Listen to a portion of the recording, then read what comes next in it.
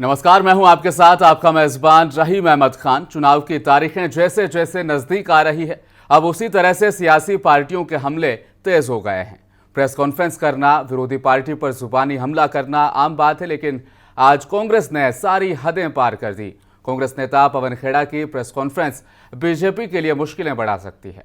अब तक कांग्रेस बीजेपी की वॉशिंग मशीन की सिर्फ बात कर रही थी, लेकिन आज पवन खेड़ा ने इस वॉशिंग मशीन को लोगों के सामने न सिर्फ रिवील किया, बल्कि इसका इस्तेमाल करके भी दिखाया। कांग्रेस नेता पवन खेड़ा ने शनिवार को प्रेस कॉन्फ्रेंस की। उनके सामने टेबल पर वॉशिंग मशीन रखी थी, इस पर बीजेपी वॉशिंग मशीन लिखा हुआ था। खेड़ा बोले, भाजपा जिन नेताओं पर करोड़ों घोटाले का आरोप लगाती है, उन्हें पार्टी में शामिल करवाती है और केस वापस ले लेती है। उन्होंने कहा कि भाजपा के पास ऐसी वॉशिंग मशीन है जिसमें 10 साल पुराना केस भी डालो तो आरोपी बेदाग निकलता है। मशीन के साथ साथ ये मोदी वॉशिंग पाउडर का भी उन्होंने जिक्र किया। खेड़ा ने एक पेपर जारी करके आरोप भी लगाया कि विपक्ष के नेताओं को डराने धमकाने के लिए सीबीआई, ईडी और इनकम टैक्स डिपार्टमेंट जैसी केंद्रीय जांच एजेंसियों का गलत इस्तेमाल किया जा रहा है।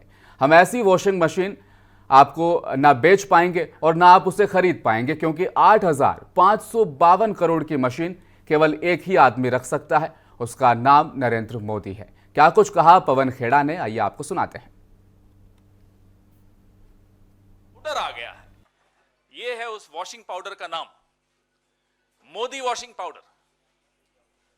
जिद्दी से जिद्दी दाग हो, चाय का दाग हो, सब्जी का दाग हो, किसी भ्रष्टाचार का, रेल घोटाले का, खेल घोटाले का, निर्माण घोटाले का, सिंचाई घोटाले का, कोयले घोटाले का, चिटफंड का, कोई दाग हो, ये मोदी वॉशिंग पाउडर और ये बीजेपी की वॉशिंग मशीन, ये आपके सामने लाना आवश्यक था। देश जानना चाहता था, सब जानना चाहते हैं साहब ये कौन सी वॉशिंग मशीन आ गई मार्केट में, और इसकी कीमत मैं आपको बताता हूं, घबराइएगा मत सुनकर। 8,552 करोड़ की ये वॉशिंग मशीन है। ये इलेक्टोरल बॉन्ड से जो पैसा आया था, 8,552 करोड़ की वॉशिंग मशीन जिद्दी से जिद्दी दाग छुड़वाएगी। वैसे ये 10 साल पुराने दाग धोने में बड़ी एक्सपर्ट मानी जाती।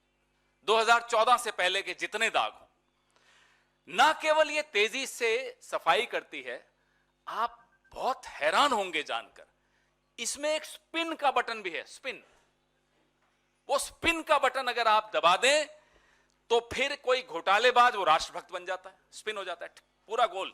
जो कल तक घोटालेबाज था आज वो राष्ट्रभक्त बन जाता है, ईमानदार हो जाता है। ये दूसरा बटन है, स्लो बटन। आप देखिएगा ध्यान से, स्लो बटन क्या है कि किसी जांच को धीमा करना हो, उससे पहले बात कर लो, बीजेपी में आ जाओ साहब, सब ठीक हो जाएगा, वो हाँ सोच रहा हूं कहेगा तो स्लो बटन में चला जाएगा, तो जांच धीरे हो जाएगी, कार्रवाई ढीली पड़ जाएगी, फाइल कहीं नीचे ईडी के ऑफिस में या सीबीआई के ऑफिस में कहीं नीचे चली जाएगी। ये इस मशीन का चमत्कार है, ये इस मशीन का जादू है, इसीलिए इसको जादुई मशीन कहा जाता है।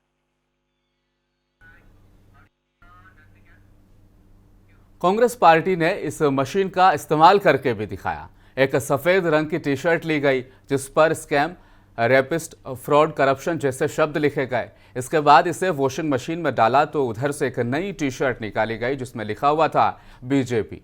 पवन खेड़ा ने कहा, बीजेपी के साथ जाने से पहले प्रफुल्ल पटेल पर कई तरह के आरोप लगे थे और जांच चल रही थी, और बीजेपी के साथ आने के बाद उनके खिलाफ सीबीआई जांच को बंद कर दिया गया। यह भी इसी मशीन का कमाल है। उन्होंने कहा, इसमें एक स्पिन का बटन है जिसे दबाने के बाद कोई भी घोटालेबाज आसानी से राष्ट्रभक्त बन सकता है। इसके साथ ही इसमें एक स्लो बटन भी है जिसकी कार्रवाई धीमी हो जाती है, फाइलें नीचे दबा दी जाती है। ये एक जादुई मशीन है। क्या कुछ कहा, सुनाते हैं आपको। वाली टी शर्ट जाती है, पहले देखिए इस पे जो लिखा हुआ है आप पढ़ रहे हैं, अब मैं इसमें ये डलवा रहा हूं, अरुण जी इसके अंदर डालिए और देखिए क्या निकल कर आता है। वहां भी दिखाइए, अच्छी तरह दिखाइए, पढ़िए इस पे क्या लिखा है भाई, उधर भी दिखाइए, सब जगह मांग है इस मशीन की। देखिए इस मशीन की कितनी मांग है। अब इसके अंदर डालेंगे अरुण जी, अरुण जी अब डाल दीजिए, सबने देख लिया। जी, अब देखिए इसके भीतर से स्पिन वाला दबाओ, सारे बटन दबाओ और निकालो, देखो क्या निकलता है।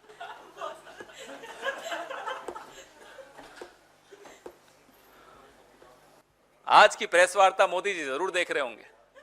अब ये देखिए साफ होकर क्या निकला।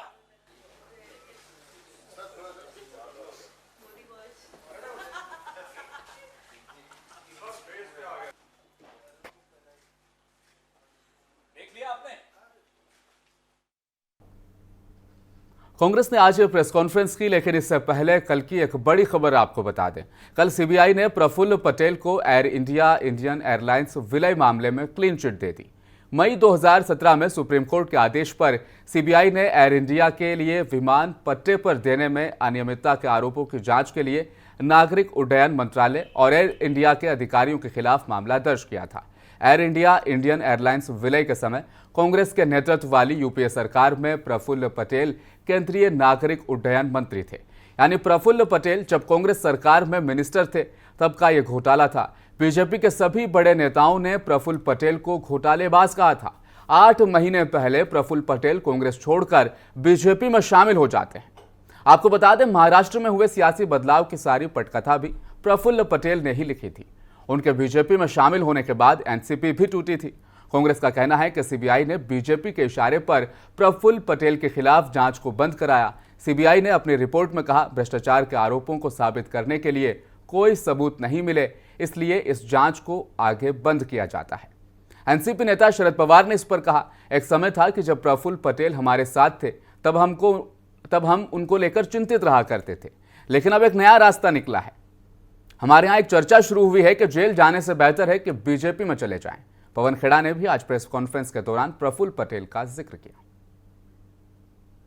आज की प्रेस वार्ता से पहले एक खबर छपी कि श्री प्रफुल्ल पटेल के खिलाफ सीबीआई ने मामला बंद कर दिया। आज से कुछ महीनों पहले प्रफुल्ल पटेल जी ने एनसीपी को तोड़ा, भाजपा के इस वॉशिंग मशीन के गठबंधन में शामिल हुए, इस वॉशिंग मशीन के अंदर गए और बाहर यूं निकल कर आ गए।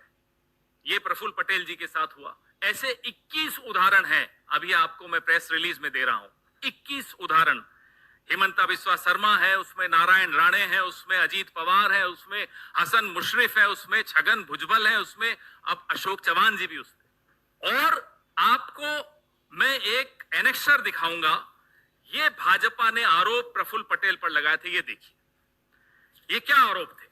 ये आरोप थे कि एयर इंडिया को लीज पर हवाई जहाज लेने की कोई जरूरत नहीं थी, लेकिन प्रफुल्ल पटेल जी ने, मंत्री जी ने जबरदस्ती फाइल मूव की और लीज पर, पट्टे पर हवाई जहाज लिए, जिससे 3000 करोड़ से ऊपर का नुकसान हुआ। और वो पैसा आरोप लगाया गया कि हमें मिला यूपीए की सरकार में।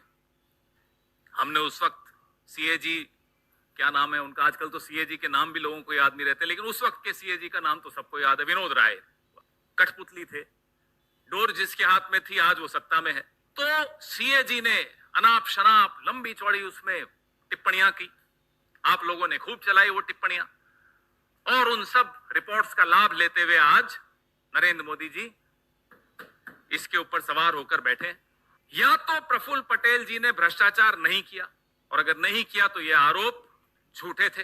नरेंद्र मोदी को माफी मांगनी चाहिए प्रफुल्ल पटेल से, यूपीए से, कांग्रेस से, इस देश के पत्रकारों से, इस देश के एक्टिविस्ट से, इस देश के तमाम उन नागरिकों से जिन्होंने उस रिपोर्ट को और नरेंद्र मोदी की बात को गंभीरता से लिया था। अगर वो ईमानदार थे तो ये आरोप झूठे थे। और मैं प्रफुल्ल पटेल जी से भी आग्रह करूंगा, हिम्मत दिखाइए, ठोक दीजिए मानहानि का दावा नरेंद्र मोदी पर, हिम्मत दिखाइए। अब तो क्या, अब तो आपके पास ये हो गया, अब तो आप साफ हो गए, अब थोड़े वापस से फाइल खुले। और अगर ये आरोप सच्चे थे तो ये फाइल क्यों बंद हुई, ये केस क्यों बंद हुआ? दो ही चीजें हो सकती हैं, या सच था या झूठ था। झूठ था तो माफी मांगिए, सच था तो आपकी पार्टी में, आपके गठबंधन में वो क्या कर रहे हैं। अब जिक्र शामिल करते हैं छगन भुजबल का। एनसीपी से बगावत कर एनडीए में शामिल हुए छगन भुजबल पर भी अलग अलग मामलों में कई इल्जाम हैं। महाराष्ट्र सदन घोटाले का जिक्र बीजेपी लीडरान ने भी बखूबी किया। अंजीरवाड़ी से भाईखला सब्जी मंडी पैदल जाकर किसी जमाने में सब्जी बेचने वाले छगन भुजबल अब 800 करोड़ की संपत्ति के मालिक बन चुके हैं। छगन भुजबल पर बीजेपी के सभी बड़े नेता, जिनमें देवेंद्र फडणवीस, गृह मंत्री अमित शाह, पीएम मोदी, सभी ने महाराष्ट्र का सबसे बड़ा घपलेबाज बताया था। लेकिन आज की तारीख में छगन भुजबल महाराष्ट्र में एनडीए के बड़े चेहरे बन चुके हैं। इल्जाम की बात करें तो एक समय था जब छगन भुजबल के भतीजे और पूर्व सांसद समीर भुजबल को ईडी ने मनी लॉन्ड्रिंग के आरोप में गिरफ्तार किया था। ईडी ने कहा, भुजबल परिवार की कई कंपनियां हैं, इन कंपनियों में से कुछ के गुप्त ट्रांजैक्शन हुए हैं और उसे शक है कि उनके जरिए भुजबल परिवार ने रिश्वत ली है। लेकिन न खाऊंगा न खाने दूंगा कहने वालों की पार्टी में भुजबल का कद लगातार अब बढ़ता जा रहा है। महाराष्ट्र सदन घोटाले की जांच भी अब ठंडे बस्ते में जा चुकी है। अब जिक्र करते हैं अजीत पवार का। प्रधानमंत्री नरेंद्र मोदी ने एनसीपी को नेचुरली करप्ट पार्टी की संज्ञा दी थी। बीजेपी नेता देवेंद्र फडणवीस ने चुनाव से पहले कहा था, चाहे कुछ भी हो जाए बीजेपी एनसीपी के साथ नहीं आएगी। हमने विधानसभा में एनसीपी के भ्रष्टाचार का पर्दाफाश किया। चुनावी भाषणों में अजीत पवार को जेल में चक्की पिसवाई जाएगी ऐसे लफ्जों का भी खूब इस्तेमाल किया गया। लेकिन अब वही अजीत पवार देवेंद्र फडणवीस के साथ महाराष्ट्र के डिप्टी सीएम हैं और दोनों नेता खूब अपने ओहदे का मजा ले रहे हैं, सत्ता का सुख भोग रहे हैं। अब इल्जाम की बात करें तो विदर्भ सिंचाई घोटाले को लेकर कभी बीजेपी अजीत पवार को घेरती नजर आती थी। पवार पर ऊंचे दाम पर 3 महीने के भीतर 32 कॉन्ट्रैक्ट देने का आरोप है। इस घोटाले में भ्रष्टाचार निरोधक ब्यूरो करीब सिंचाई से संबंधित 3000 टेंडरों की जांच कर रहा है, लेकिन जांच कब बंद हो जाए कोई नहीं जानता। अजीत पवार पर एक सबसे बड़ा घोटाला महाराष्ट्र राज्य सहकारी बैंक से जुड़ा 25,000 करोड़ रुपए का मामला है। यह मामला किसी से छुपा नहीं है। यह घोटाला मनी लॉन्ड्रिंग यानी पैसों के धोखाधड़ी से जुड़ा है। लेकिन इस बीच खबरें यह भी आई है कि अजीत पवार को 17 मामलों में क्लीन चिट मिल चुकी है। करप्शन के आरोपी नेता जो बीजेपी में गए उसके बाद जांच रुक गई। इनमें सबसे ज्यादा नेता महाराष्ट्र के हैं। पश्चिम बंगाल का नंबर दूसरा आता है। लोकसभा चुनाव करीब है। महाराष्ट्र के विधानसभा चुनाव भी कुछ ही महीने बाद होने हैं। सियासत के इस चुनावी मौसम में भारतीय जनता पार्टी के लिए बसंत और कांग्रेस के लिए पतझड़ के हालात तब बन जाते हैं जब एक साथ कई नेताओं ने पाला बदला। बाबा सिद्दीकी, मिलिंद देवड़ा के अलावा कभी कांग्रेस के सीएम रहे अशोक चव्हाण ने कांग्रेस से इस्तीफा दिया था। ये वही अशोक चव्हाण है जिसको लेकर बीजेपी ने कांग्रेस को खरी खोटी सुनाई थी। घोटालेबाज, घपलेबाज, भ्रष्टाचार का बेताज बादशाह कहा था और फिर न जाने क्या कुछ कहा।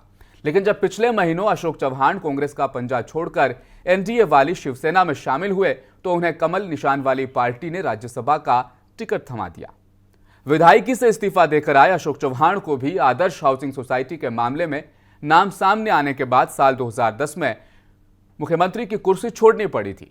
अशोक चव्हाण के बीजेपी में आने के बाद सवाल उठ रहे हैं कि भ्रष्टाचार को लेकर जीरो टॉलरेंस की नीति की बात करने वाली पार्टी को आदर्श घोटाले के सबसे बड़े चेहरे को अपने पाले में लाने की आखिर जरूरत क्या पड़ गई।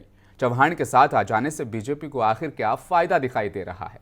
खैर ये तो बीजेपी ही जाने, लेकिन अब अशोक चव्हाण तो अब घोटालों से पवित्र हो चुके हैं। आदर्श हाउसिंग घोटाले में सीएम पद गंवाने वाले अशोक चव्हाण अब शिवसेना के आदर्श नेता और बीजेपी के आदर्श सांसद बन गए हैं। ताजा मामलों का जिक्र देखें तो कोयला घोटाले के बेताज बादशाह नवीन जिंदल का नाम सरे फहरिस्त मिलता है। ये वही जिंदल है जिनके घर के बाहर खड़े होकर बीजेपी के कार्यकर्ता प्रदर्शन करते थे। लेकिन अब उन कार्यकर्ताओं के लिए मुसीबत तब होगी जब कुरुक्षेत्र से वही कार्यकर्ता नवीन जिंदल के लिए अब वोट मांगने के लिए निकलेंगे। 10 साल कांग्रेस पार्टी से सांसद रहने के बाद नवीन जिंदल अब भाजपाई हो गए हैं। कोयला अब सफेद हो गया है। उनके खिलाफ अलग अलग 10 धाराओं में केस चल रहा है, लेकिन पैटर्न ये बताता है कि अब यह कोयला सफेद हो जाएगा, क्योंकि नवीन जिंदल के अलावा अभी इनकी माताजी सावित्री जिंदल ने भी कांग्रेस को अलविदा कह दिया है।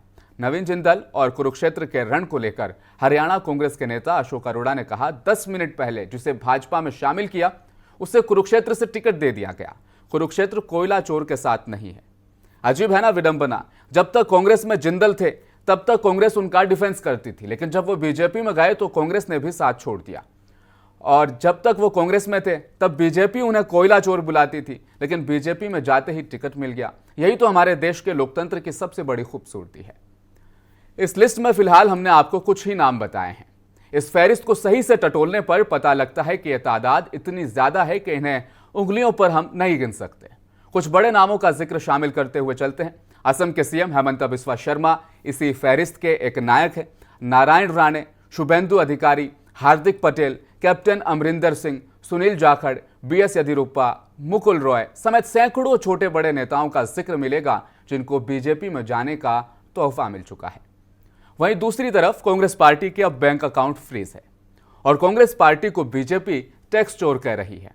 बात हक की करें तो कांग्रेस ने साल 2018-19 में 14,40,000 रुपए का टैक्स नहीं दिया, लेकिन इसके बदले इनकम टैक्स विभाग ने कांग्रेस को 1823 करोड़ के जुर्माने का नोटिस थमा दिया है। अलग अलग वित्तीय वर्षों से जुड़े इनकम टैक्स नोटिस में जुर्माने के साथ ब्याज को भी शामिल कर दिया गया। नए नोटिस को लोकसभा चुनाव से पहले नकदी संकट से जूझ रही कांग्रेस के लिए एक बड़ा झटका माना जा रहा है। एक दिन पहले यानी 28 मार्च को ही दिल्ली हाईकोर्ट ने टैक्स असेसमेंट को लेकर दायर कांग्रेस की याचिका खारिज कर दी थी। इनकम टैक्स का नया नोटिस मिलने के बाद कांग्रेस नेता जयराम रमेश, अजय माकन और पवन खेड़ा ने प्रेस कॉन्फ्रेंस की। कांग्रेस नेता जयराम रमेश ने इलेक्टोरल बॉन्ड का मुद्दा उठाया और कांग्रेस के खिलाफ इनकम टैक्स की कार्रवाई को टैक्स टेररिज्म बताते हुए बीजेपी पर हमला बोला है। तो शर्म आना चाहिए। नरेंद्र मोदी सरकार बिल्कुल साफ तरीके से दिखाई देगा बीजेपी की क्या रणनीति है। 2024 के चुनाव के संदर्भ में कैसे विपक्ष की पार्टियों को निशाना बनाया गया है और खास तौर से कांग्रेस पार्टी को आर्थिक रूप से अपंग करने की खूब प्रयास हो रही है। पर हम डरने वाले नहीं हैं। अजय माकन जी ने जो अभी वो खुलासा करने वाले हैं, उन्होंने काफ़ी गहरा विश्लेषण किया है और ये सब जानकारी इलेक्शन कमीशन के वेबसाइट पर उपलब्ध है और उस पर अजय माकन जी जो खुद कंप्यूटर भाषा से वाकिफ हैं, मैंने आपको 4 दिन पहले पाइथन भाषा के बारे में कहा था। आज उन्होंने पाइथन के बाप, कंप्यूटर में पाइथन का बाप भी होता है, अजगर का बाप भी होता है, उस बाप का नाम है आर लैंग्वेज। इस आर कंप्यूटर भाषा को जो हम रिलीज कर रहे हैं, हम लोगों ने पिछले 2 साल में इलेक्शन कमीशन ने जो वेबसाइट में डाला और जो 2017-18 जिसके आधार पे हमारे 135 करोड़ रुपए बैंक अकाउंट से छीन करके ले गए, हमने वो दोनों सिर्फ एनालिसिस करी। तो ये इस प्रकार से जो ये फॉर्म है, ये फॉर्म आपको इलेक्शन कमीशन की वेबसाइट पे हर पॉलिटिकल पार्टी का मिलेगा, हर पॉलिटिकल पार्टी का। और जो हमारे सिर्फ 14 लाख की वायलेशन के ऊपर 135 करोड़ रुपए 2017-18 के अंदर बीजेपी की इनकम टैक्स डिपार्टमेंट ने हमारे से छीने, मैं बताना चाहता हूं कि 2017-18 के अंदर बीजेपी ने 1297 लोगों के डोनेशन जिन्होंने दिए हैं, उनका कोई एड्रेस, उनका कोई पता नहीं दिया, सिर्फ नाम लिखा और छोड़ दिया, उसका कोई पता नहीं दिया। पता इसके अंदर नाम और पता दोनों देना। अब विपक्षी दलों का यह मानना है कि इस समय देश में तानाशाही सरकार चल रही है। कुछ नेताओं ने इसे अघोषित आपातकाल भी कहा। ऐसे हालात में दिल्ली के रामलीला मैदान में विपक्ष के सभी बड़े नेता कल जमा हो रहे हैं। इस रैली को अरविंद केजरीवाल की गिरफ्तारी से भी जोड़कर देखा जा रहा है। लिहाजा राजधानी के रामलीला मैदान में इंडिया गठबंधन शामिल दलों की रैली होगी। इंडिया ब्लॉक की रैली पर पंजाब के मंत्री और आप नेता बलबीर सिंह का कहना है यह एक ऐतिहासिक रैली होने जा रही है। इसका उद्देश्य तानाशाही को खत्म करना, लोकतंत्र को बचाना है। उन्होंने कहा यह रैली कल इतनी बड़ी होगी कि सारे रिकॉर्ड टूट जाएंगे। इस रैली में विपक्ष के बड़े चेहरे नजर आ सकते हैं। सोनिया गांधी, मल्लिकार्जुन खड़गे, राहुल गांधी, शरद पवार, उद्धव ठाकरे, कल्पना सोरेन, फारूक अब्दुल्ला, महबूबा मुफ्ती, अखिलेश यादव, तेजस्वी यादव, एमके स्टेलिन, सीताराम येचुरी, भगवंत मान सभी के शामिल होने की उम्मीद जताई जा रही है। आपको बता दें, इस रैली को सफल बनाने के लिए आम आदमी पार्टी के नेता गोपाल राय दिल्ली की गलियों में घूम घूम कर लोगों को इन्वाइट भी कर रहे हैं और रामलीला मैदान जाकर तैयारियों की जानकारी भी उन्होंने दी है। इस रैली का जो मेन स्लोगन है, तानाशाही हटाओ, लोकतंत्र बचाओ। देखिए, इसमें काफ़ी जो प्रमुख नेता हैं इंडिया गठबंधन के, वो सभी लोग कल आ रहे हैं। कांग्रेस पार्टी से श्री मल्लिकार्जुन खड़गे जी, राहुल गांधी जी, सोनिया गांधी जी का भी नाम आया है, वो भी कल आने वाली हैं। उसी तरह से महाराष्ट्र से शरद पवार जी, उद्धव ठाकरे जी वो भी अब चुनाव से पहले कांग्रेस मोदी वॉशिंग मशीन का मुद्दा उठा रही है। चुनाव से पहले कांग्रेस खुद की गरीबी और बैंक अकाउंट फ्रीज का भी रोना रो रही है। विपक्षी नेता जेल में है। इस बीच कल दिल्ली के रामलीला मैदान में विपक्ष अपनी ताकत और एकता का परिचय दे रहा है, लेकिन फिर भी विकसित भारत, राम मंदिर का निर्माण और अब की बार 400 पार के नारे के सामने विपक्ष के मुद्दे कितने कारगर होंगे, ये तो 4 जून को ही पता लग पाएगा। आज के लिए फिलहाल इतना ही। बने रहिए हमारे साथ, देखते रहिए मुंसिफ टीवी न्यूज। अपना बहुत बहुत ख्याल रखिएगा। नमस्कार।